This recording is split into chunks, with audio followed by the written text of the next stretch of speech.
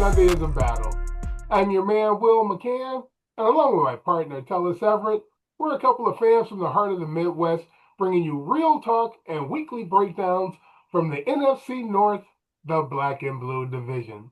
So whether you rep green and gold, Honolulu blue, purple and gold, or you rep the monsters of the Midway, you are in the right place.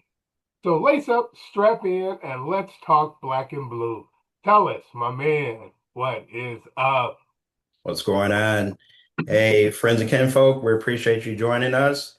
Thank you for supporting the Black and Blue podcast. To all your football friends, how much fun we have over here. Just a quick reminder, Wil and I are real estate agents in the state of Michigan. If you or someone you know is talking about buying, selling, or investing in the next 3 days, 3 weeks, or 3 months, just reach out to us and we'll help you score a touchdown in real estate. Wil McCann, what we doing today? My man, let's talk draft today. And as we've talked about, just through the course of doing these shows, we talked about looking back and evaluating a draft, not in the current day, not the day of the draft, the week of the draft, or even at the start or at the end of that season, but really after a player has been in the league 3 years. So for currently for us, that would be the 2023 draft. So we're going to go back and take a look at the 2023 draft. We're going to reevaluate that draft, or we're going to evaluate that draft based on these players having played 3 seasons in the NFL. And we're going to go back and share Mel Kiper's ratings for these teams during that he gave on draft night, which will be interesting. Right, All right. right. So we're clear. We're only covering the NFC North 2023 draft picks. It is only the NFC North, their entire 2023 draft class. Right. Yeah, we're getting back to what we know and love. It's the NFC North, that black Getting and blue back to the division. soul of it, the NFC North, during the business season here, we've strayed off. We've talked about quarterbacks.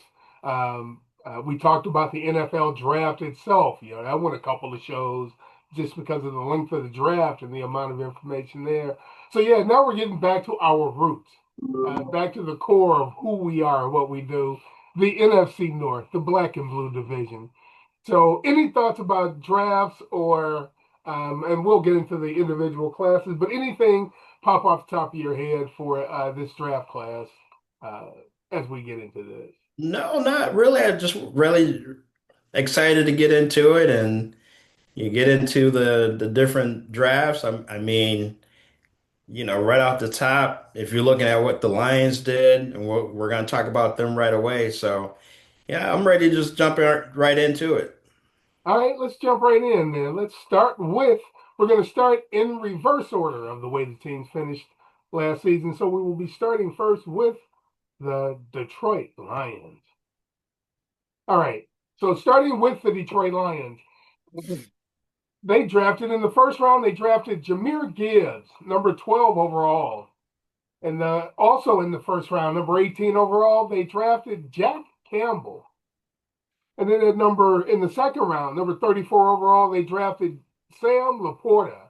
I know Jamir Gibbs was out of Georgia, Campbell and LaPorta both out of the University of Iowa. And then also in the second round, at number 45, the Detroit Lions draft Brian Branch. And the third round, the number 68 pick, they drafted Hendon Hooker out of Tennessee. Brian Branch, I believe, was out of Alabama. And in the third round, at number 96, they draft Broderick Martin. Broderick came from a small school. I don't remember what school he came from, but he was a small school player. A bit of a reach was what people thought about him at the time, more of a project. But, just had the numbers, a great athlete. In the fifth round, at number 152, the Lions draft Colby Sorsdal, an offensive lineman. And then in the seventh round, their final pick at number 219 was Antoine Green, a wide receiver from North Carolina. Tell us, what do you think about the Detroit Lions 23 draft class? Well, definitely, um, the Lions did a great job with this draft. You can see that we have a grade up there of A plus. When you look at Jamir Gibbs, definitely elite offensive weapon. Uh, and he's the reason why they went ahead and let the other back go and bring in somebody else to kind of help with the backfield. But his stats, 675 carries, uh, 3,580 rushing yards, 39 rushing TDs, 181 receptions for 1,450 yards, 10 receiving touchdowns. Just a just when you're looking for a home run and a draft pick, they the Detroit Lions did their thing when they picked up Jamir Gibbs. And then when you look at Jack Campbell, they just did sign an extension with Jack Campbell, so he's going to be around for a few more years with us. Yeah. 402 combined tackles, 210 solo tackles, 8.5 sacks, four forced fumbles. You got Sam LaPorta at that tight end. Before he was injured, 186 receptions, 21 over 2,100 receiving yards and 20 receiving touchdowns. And it was it like 2.5 years for him?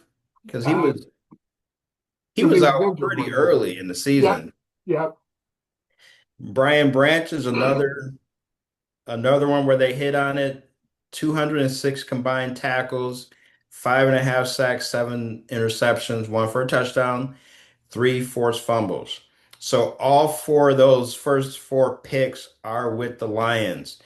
You get down to Hendon Hooker,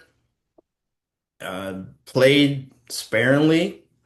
He is now with the Tennessee Titans and probably going to be behind Cam Ward, Mitch Trubisky, and Will Levis.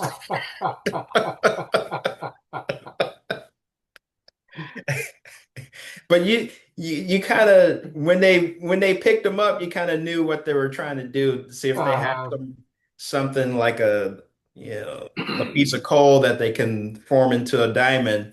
Um, and then when you get to Broderick Martin and Colby, Sorrell, and Antonio Green, I think of the three of them, the only one that's still with the Lions is Colby.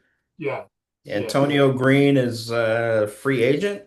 He's out of the Roger, league right now. Yeah. He yeah, is. Broderick Martin is with the Raiders. So Yeah. Yeah. uh, yeah, so, I mean, I think that's a rock solid draft session for them in 2023. Uh, I mean, yeah, those top four, man, those are they're going to be around for a while. Yeah. Pat Kerwin always says he was always taught by Dick Steinberg. If you get two starters and two depth players out of a draft, that's an A draft. You've had a great draft if you get that. And with their first four players, they got four starters, right? Right. They got two guys who have been first team All Pro. All four of them have been Pro Bowlers. So yeah, they are producing at a high level.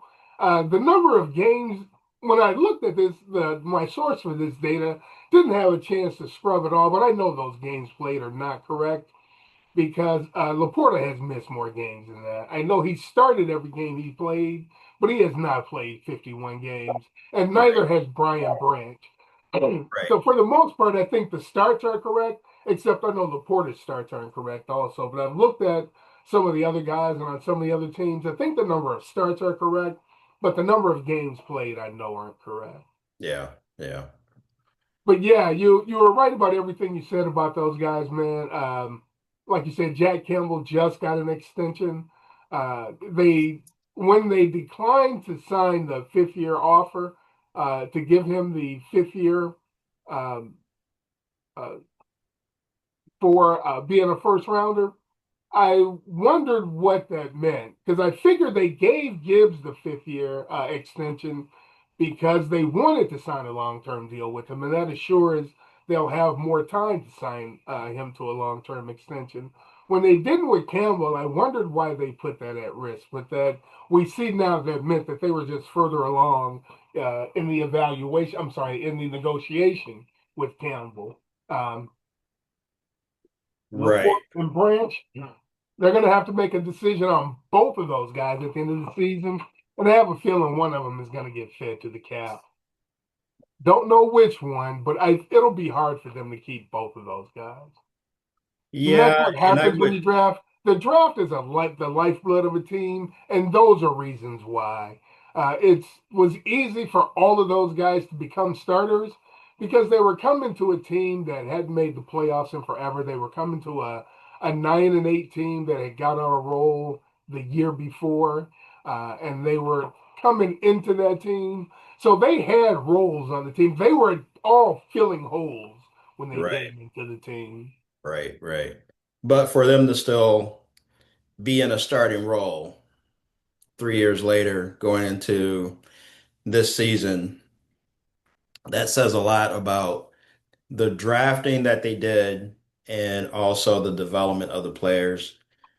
It's going to be a hard decision if you're looking at either keeping Sam LaPorta or Brian Branch. Yes, yes, That's gonna be it's gonna be a tough that one, is a tough decision.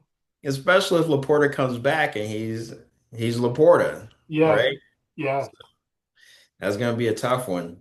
And then if you think about it, their third round picks, they got nothing from their third round picks. They had, in all, they had six in the top 100. If you say just numbers wise, we had six picks in the top 100 and we hit on four of them, you would think that's a great draft. You have to say that's a great draft. Right. Um, think of what it could have been had they gotten anything out of their third rounders. But that's just the way the draft goes. Not every guy hits, right? Yeah. So that's And where I don't listen to the gurus when they start talking about positional value. But right. go ahead, you're going to say something. I was gonna say when they drafted Hooker, did they have who they have for the backup at that time? I can't remember who the backup was then. I remember they had a veteran backup the first year, and then his second year, he was Teddy Bridgewater. Oh, Teddy Bridgewater. Bridgewater was the backup his first year, and Okay. then he was the backup the second year. And you knew there were concerns when Bridgewater was coaching high school football that year. And when the playoffs rolled around, the Lions convinced him to come back to be the backup quarterback for the playoffs after Hooker had been the backup all year and they had put him in the game a couple of times. When did the Lions draft Malik Willis? They didn't. But he was in the quarterback room at some point, right? Malik Willis? No, I thought so. no. No? No, there was talk they were going to draft him. I don't know why, but there was that talk. But no, they not you. Or you thinking of another player? I think maybe, but no, Maybe. they've never had Malik Willis. Oh, all right. So, what grade would you give the Detroit Lions? I'm gonna give it a solid A. Man, that's an A plus in my book, man. Like I said, you get two starters, two depth players. That's an A. They got four Pro Bowlers, bro. That is A plus. That's off the scale there to get four Pro Bowlers in one draft. Are these legitimate Pro Bowls or is this the Not not one Shador Sanders Pro Bowl amongst them. that one Shadur Sanders Pro Not Bowl? one Shador Sanders Pro Bowl amongst them. You know I would have pointed that out, Right. right? So Yeah. yeah, that dude is just a solid starter. The dude who gets a Shador Sanders. He's the last man standing at his position. But yeah, I give Um, it an A plus. And do you know what Mel Kiper gave that I do Detroit? not. I do not. So this is gonna be exciting. Mel gave them a C Wow. for drafting a running back and a linebacker with their first two picks. They drafted players that didn't have positional value. What I So mean, moving on. what was the positional value that that Mel Kiper was looking for? You Were you looking for well linemen? again, one of the things was The Lions came into the draft with the number 6 pick, and they traded back and got the draft pick that became Sam LaPorta. Okay. The number 6 pick that they had was actually belonged to the Los Angeles Rams as part of the Matthew Stafford trade. They Yeah. thought they should have taken Jalen Carter, who ended up going to Philadelphia. After they didn't get, they wanted with Devin Witherspoon, who went to Seattle. After they didn't get Devin Witherspoon, I wanted them to take Bijan Robinson.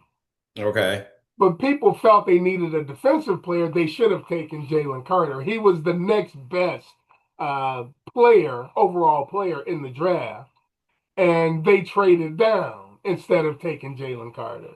So that was part of it. And then they took a running back. They traded down and took a running back in the first round. Then they took a linebacker in the first round. I remember the question was, who's winning drafting like the Lions? That's I why those mean, I understand the Jalen Carter thing and some of the other players, but you could not have foreseen that when you made that deal, you were going to get Gibbs and LaPorta. If you just right, look at it overall, you would ask, would you take Gibbs and LaPorta or Jalen Carter? right. Gibbs and LaPorta or Devin Witherspoon? Gibbs and LaPorta or who was the other guy? There was somebody else. So And for the forgive Lions, me. for the Yeah. Lions, it was Or really their Bijan, that's approach. it. Or Bijan. Yeah, or Bijan, yeah, yeah. So the Lions' approach was they needed bodies. They needed And bodies. right. They And needed bodies.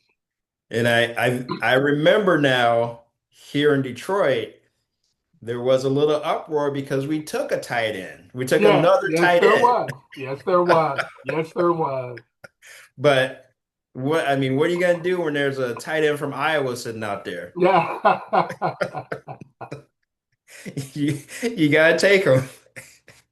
Yes. All right, let's move on. Let's talk about the Minnesota Vikings. So the Minnesota Vikings, they only drafted 6 players that year. They had made a bunch of trades and had signed a bunch of free agents and came into the draft with no second round pick. So with their first pick, because they made the playoffs that year, uh, they were their first round pick was Jordan Addison, a wide receiver. He was drafted number 23 overall. Their next pick was number 102 overall. So that was a lot of time between the 23rd pick and the 102nd pick, where they took Mekhi Blackmon, a cornerback. And then in the fourth round, they came back and took Jay Ward, a safety. And in the fourth round, they also took Jaquelin Roy, a defensive tackle. In the fifth round, they took Jaron Hall, a quarterback. There was, who was it, Marty Morningwig said you should draft a quarterback every year. That's how important the position is. And then in the sixth round, pick number 222, they draft Dwayne McBride, a running back. So tell me, what are your thoughts of the Minnesota Vikings and their 2023 draft class? Yeah, I mean, this draft looks like what they just did. I mean, as far as the quality, right? I mean, good Lord. So they went back to back with USC players, Jordan Addison and Mekhi Beckham. Look, I see you got a C as the draft, and that's pretty strong for where they were picking, right? You only have one in the first round, and then you didn't have anything in the second round. Right. But when you look at Jordan Addison, Yeah. um, I think they extended his fifth year option. He received the So 5th year extension. Yes. yeah, so he's going to be there through 2027. 46 games played, 175 receptions, 2,300, almost 2,400 receiving yards, and 22 touchdowns. That's really solid production for a That's number two good receiver. production for a starting receiver in this league who is not your number one receiver. Yes, Exactly, indeed. Yes, exactly. indeed. And then for Blackmon, he's kind of a rotational cornerback for you, but Yeah, played 32 games, 84 combined tackles, one sack, three interceptions. So, yeah, it's year three, and we always talk about a player is going to be who they are, and yeah, that's why we're looking 3 years back. yes. There's not much upside for this young man, I but agree with in you. my I eyes. agree with So you. I agree with you. yeah, and then you get to the third round. Jay Ward, 50 games, 28 tackles, one fumble recovery, but primarily special teams Yeah, at this point. yeah. And I just, so is it? Uh, I'll be generous with the C.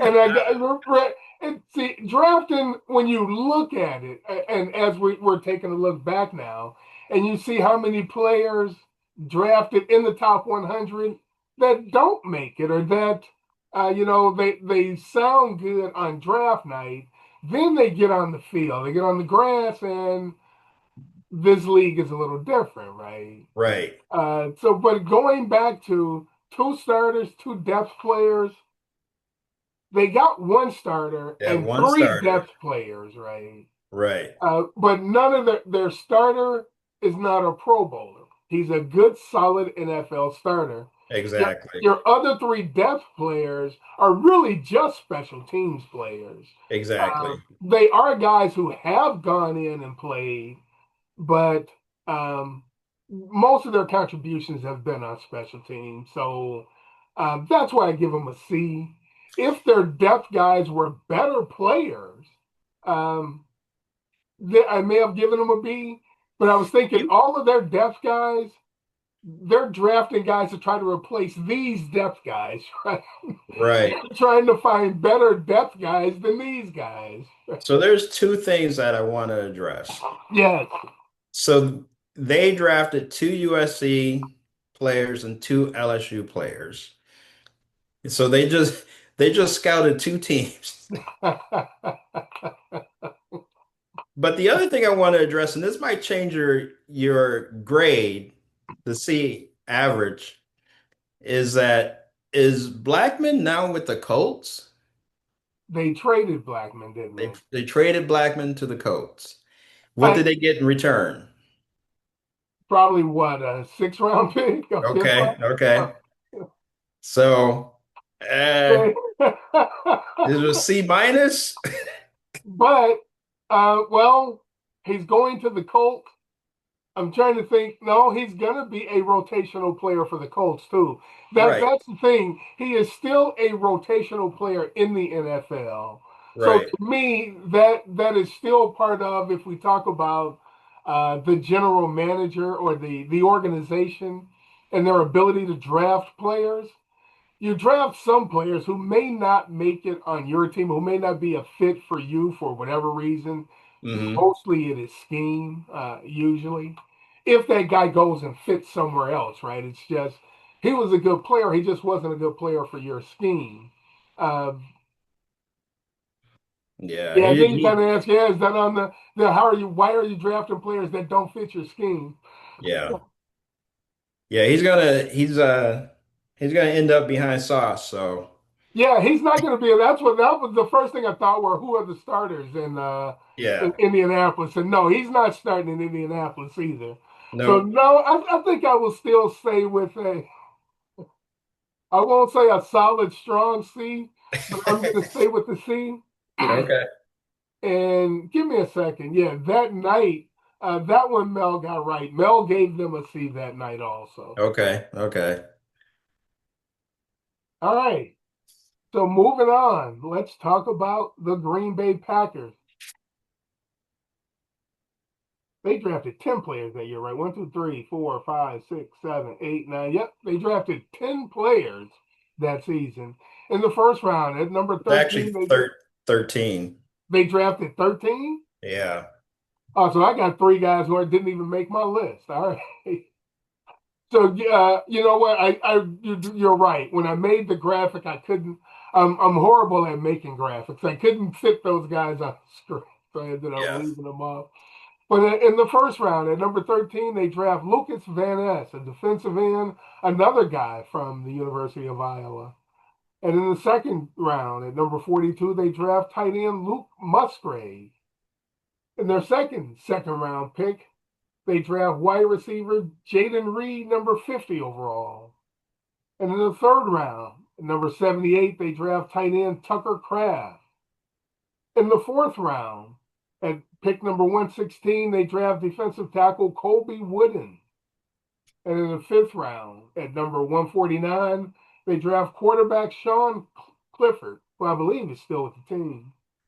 Also in the fifth round, they draft wide receiver Dontavian Wicks, number 159 overall. And in the sixth round, the Packers select defensive lineman Carl Brooks.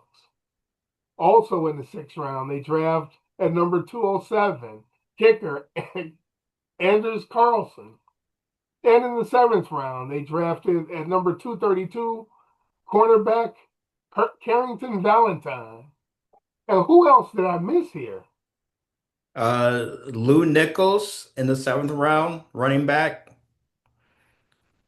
Anthony Johnson Jr., safety, and Grant Dubois, wide receiver from I can't remember, I don't see where or Charlotte. Any of those players still with the team or contributors at all?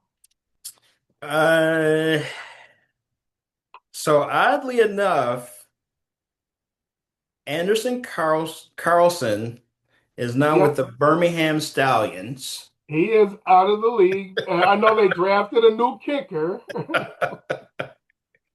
And then Lou Nichols, I have him with the Steelers. Anthony Johnson Jr. is with the Giants, and Grant Dubois is with Buffalo. But, when we're talking about 13 picks, right? And you're talking about two starters and Two depth players. two depth players. I, that's a solid draft. That is they. When you look at Van Ness, um, yeah, I agree with you, man. I think this is an A draft Yeah. uh, Vet, because of the depth of the draft, because of the number of players. I think they have three starters and four depth players out of this draft. Musgrave, Reed, and Valentine are all starters. And then Kraft, Van Ness, Wooden, and Wicks are rotational players. right, So right. yeah, that to me that is an A draft when you get that quality of player. Again, none of those guys are Pro Bowlers. I don't think any of them have made the Pro Bowl yet. No. But all solid starters, and you get that many starters and that many contributors on your team, man, that is a great draft. It's a really good job by them.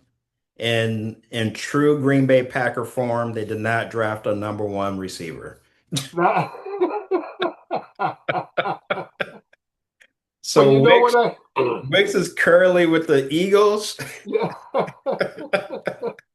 You do you remember a baseball player named Dave Kingman?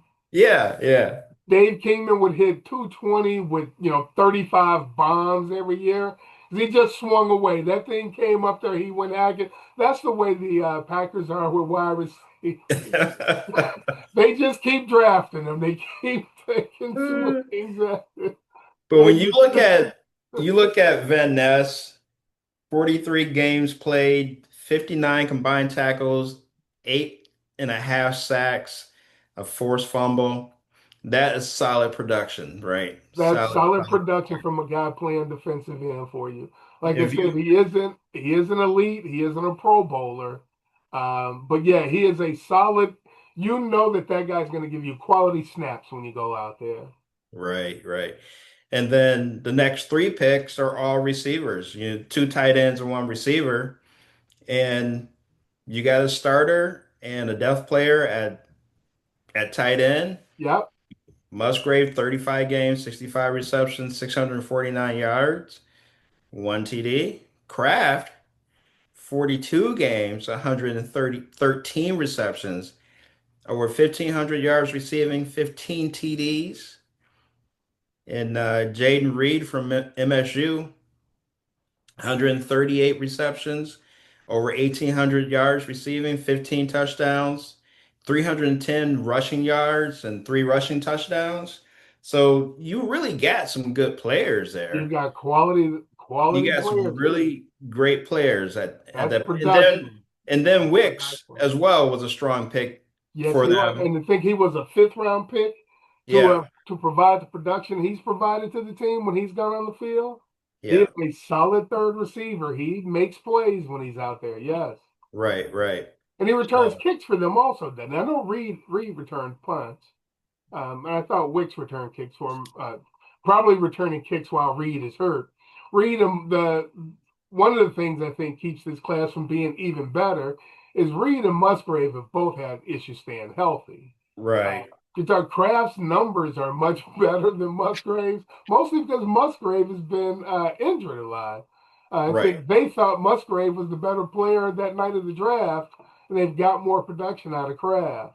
Yeah, Kraft has played almost 10 plus games more than Musgrave. Yeah, yeah. So that accounts for it. But hey, I mean, that's some production out of That is a serious tight end production. Yes, yes. And then you that you think got in the third Carrington round, Valent. Go ahead. I didn't hear that you you say picked that. up in the third round. Yes, yes. A third round tight end, a third round player giving you that kind of production. Absolutely. That's Yeah. value. That's draft positional value. Um, and then to think they got Carrington Valentine in the seventh round, and Hmm. he's been a starter for them. Right.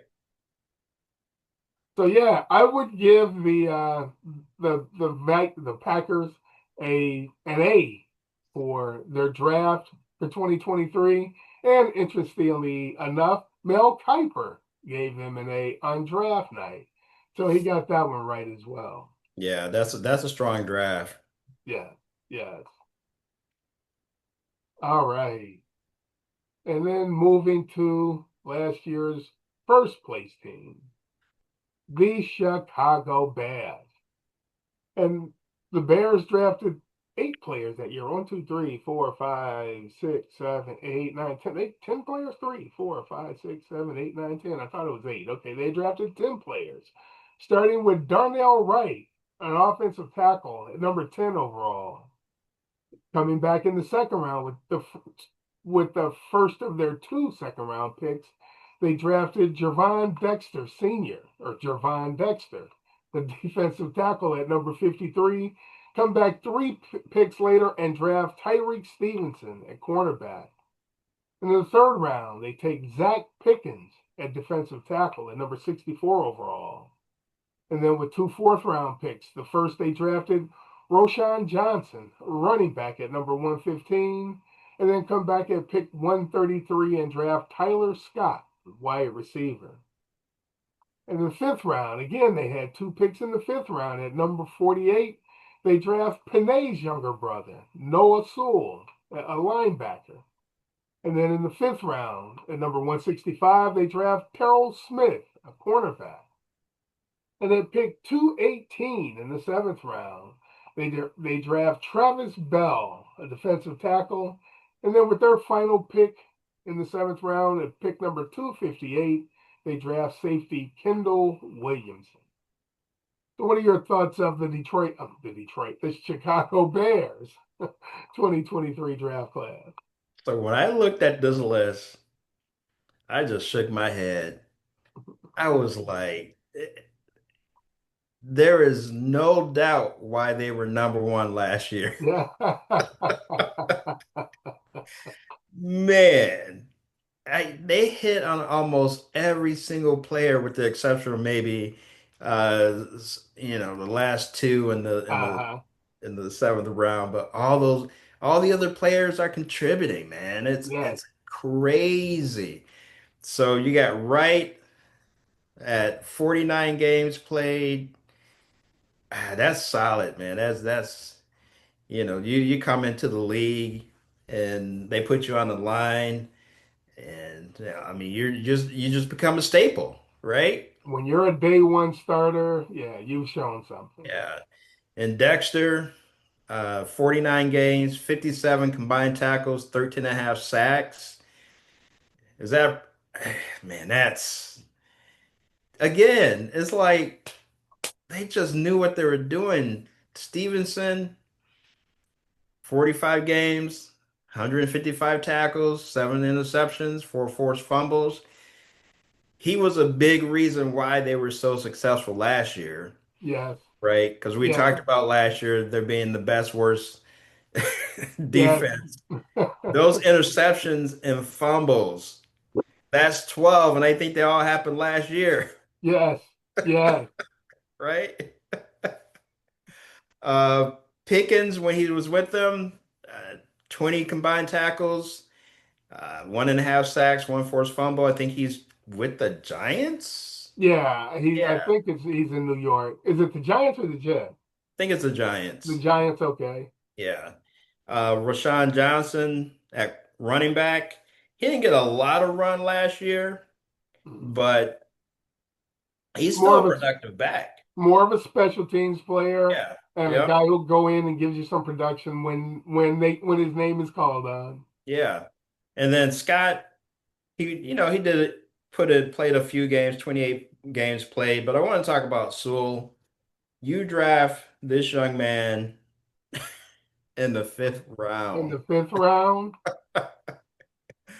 And before he got hurt, he was coming on. Coming and played 35 games, 44 combined tackles, 1 forced fumble. If he did not get hurt last season, man, he would have been like a breakout player for them. But He had a couple of good that games earlier in the season. I don't know if you remembered, but you one week you picked him as your defensive player of the week in the division. exactly, Yeah. exactly. Yeah, yeah, yeah.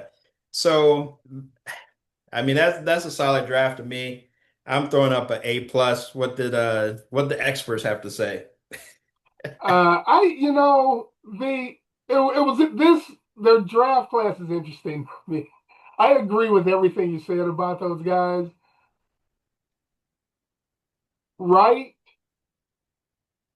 Dexter, and Sewell all look different to me under Ben Johnson than they did under the previous Yes, coach. yes, yes. So, I was looking, especially Wright. I think Wright's what helped Wright the most wasn't just Ben Johnson coming over.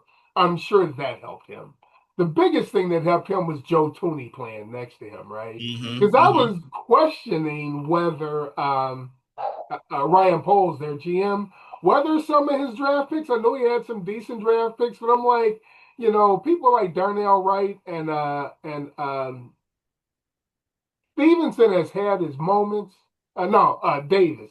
Wright and Davis, are they really, the picks that we thought they were? I think the veterans came over last year and really helped Yes, Dexter Davis.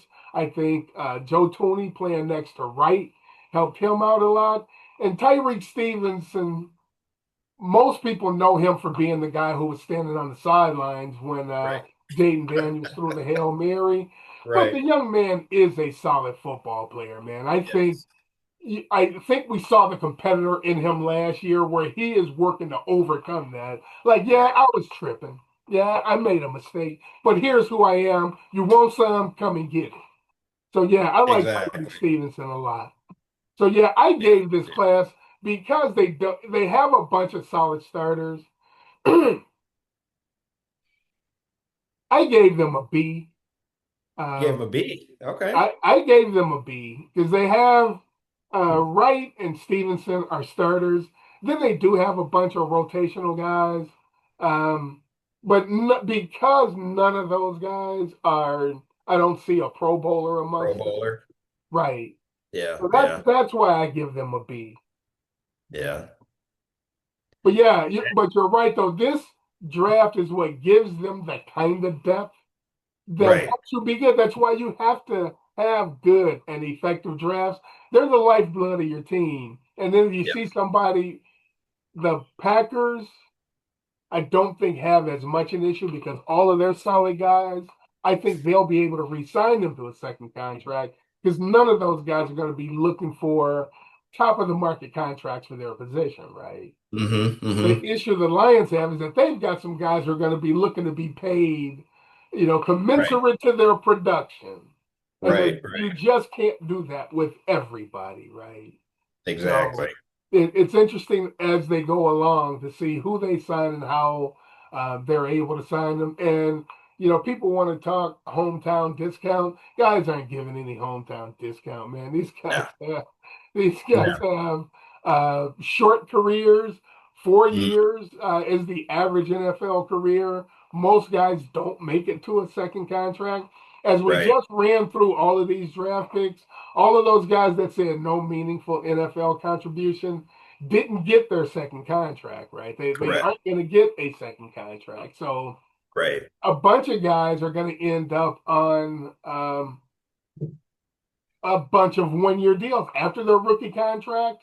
It gets Yeah. to the point where you end up with, if you don't get a 2, 3 year deal somewhere to get your maximum value, you end up signing a bunch of 1 year contracts. Right. And You're then hitting nobody free wants to agency. bounce every year. Go ahead, say it again. I was saying you're gonna hit free agency and sign those 1 year deals. Yes, yes. Yeah. Yeah. Yeah. Somebody like I think there's just a handful of those 23 draft picks, those 2023 draft picks that are on their second deal, right? I think there's just a handful that are yeah, extended. I don't, yeah, not very many of them. I think It might just be three I off was the top of gonna my say I head. think Campbell's the only one. I think Campbell's extended, but there's one of the other players was extended too. Campbell has a contract extension. Yeah, Gibbs and Addison both received their 5th year extension. right. And that's And it. Van Ness did too. Van Ness got his Yeah. 5th year extension. Okay. Yep, that's it. And Darnell Wright, all four of them did. Okay. So yeah, all four of the first round picks got their 5th year extension, and Jack Campbell extended his contract. Nice. Nice. So he didn't get the 5th year. He's already worked on his. He's got He's a on 4 year second. extension, right? Yeah. So Okay, yeah, cool. that's now. Yeah, it's if Jamir. Let's say if Jamir Gibbs had uh, David Montgomery level production, he's a guy I don't think would have gotten a 5th year extension, right? No, So no. yeah, you've got to be as a running back, you definitely have to be a difference maker to get a 5th year extension because the price tag is so high. Right. That's the thing Yeah, you about got that to. 5th year extension. It's the price tag that Right. your production really has to be high for you to get that. Yeah, you got to be a special back. Yes, yes. Yeah. Oh, and Mel Kiper gave. Let me make sure I get that correctly. If I'm not mistaken, he gave them a C also on their Really? draft that night. Yeah, yeah. El 'Cause I'm Kiper. pretty sure he missed with the Lions and the Bears, and he was right with the Vikings and the Packers. Okay. Yeah. So, uh, what are your final thoughts about this exercise that we went through? Tell me what you thought about that. For me, it was a nice exercise in the fact that I was able to really kind of dig into the numbers of what these players are contributing to their organizations. Like Yeah, yeah, we look at them week to week, but we don't break it down just by, hey, this is what you've done for your career. And you can see that some of these players are instant stars or highly productive or Pro Bowlers, within the first 2 years. yeah. And then some of them are just they're NFL players. Some of them are just NFL players, and then Some of- some of I don't them, want to say I don't want to say just NFL players, but some of them are NFL players, which is a lot to say because not everyone is an NFL not player. everyone is an NFL So player. Absolutely, absolutely. And then some of them, it takes time for you to see the level of player they can be. Like with Darnell Wright, for me, man, I yeah. think he's a much better player than I thought he was. Hmm. He just keeps developing, right? So yeah, Right. it takes Exactly. time. And I was wrong. Mel Kiper gave the Lions a C minus. Hmm. He gave the Vikings a B for their draft. Wow. That's the one those are the two he Wow. missed on. Yeah. Then he gave the Packers an A minus and the Bears a B plus. So he was right on the Packers and the Bears and off completely with the Vikings and the Lions. Yeah. Off in Yeah. the wrong way too, right? Right. Thinking the Right. Vikings was good and the Lions wasn't. Yeah. Yeah. So yeah, yeah, So that's why you just can't judge it on draft night, right? It is correct. Correct. So nothing has we got to happened. do this Nobody's played a full exercise snap. in 3 years for in 2029 for the 2026 draft. Right. I was going to say, now that we've started this will be an annual exercise.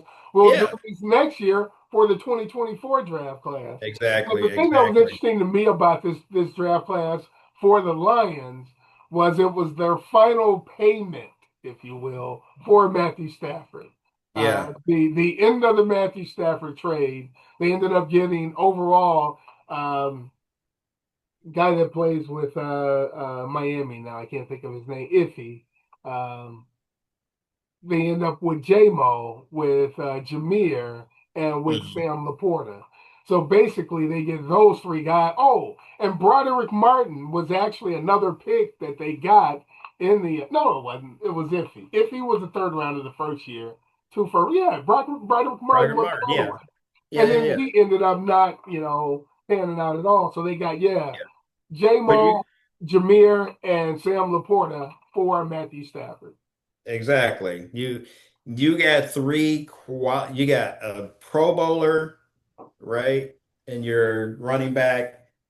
Sam LaPorta is going to be a Pro Bowler. Sam LaPorta has been a Pro Bowler. Yeah. So right. He was a And Pro Bowler his rookie year. So yeah, he's made the you Pro didn't Bowl. have to pay Stafford $200 million. Um, that's three players. Those 200 million that you would have paid Stafford, you end up being able to pay three starters Right. instead of having to pay that guy. Right? And that's the reason why you make that deal is because you needed bodies. You And needed, but you they were got starting over. They yeah, would not have those bodies had they kept Stafford exactly. And you got a good and Jared quarterback. Goff, and you got Right. Jared Goff, and I left that out completely, right? Yeah, And you got your starting quarterback. exactly. So yeah, So that both teams got what they wanted out of the deal. they got what they needed out of that deal. Right. Absolutely, Right. absolutely. The Lions were able The to, Rams end up getting the Super Bowl, which is what they wanted. yes, The Lions got a lot of bodies that are producing for them and will continue to produce for them in the near yes. future. So, yeah, you can't have a negative thought about what that draft or what that trade was because That deal worked out everybody for won. both teams. That deal worked out for both teams, right? Everybody won in Yeah. that deal, right? Yeah. All right, man. Well, that wraps up this episode, man. Go ahead and put a bow tie on it for us this week. Yes, sir. So we appreciate you guys hanging out with us. Will and I love talking football, but when we're not breaking down the NFC North, we're helping people buy, sell, and invest in real estate. If you have questions about your next move, don't fumble the ball. Contact us for our winning game plan in real estate. Fellas, share the pie with your buddies. Ladies, share with your crew. Make sure you hit that subscribe button and don't be a knucklehead. Drop that 5-star rating. Hey, appreciate you all. As Tellis said, like he said, we have fun talking football. We are realtors here in Metro Detroit. We help investors from around the country. We and I were both chopping it up before we started about some out-of-state investors that we're working with. So anybody who's moving in Metro Detroit, reach out to us and we are able to help you. And with that, folks, we will see you next time. Yes, sir.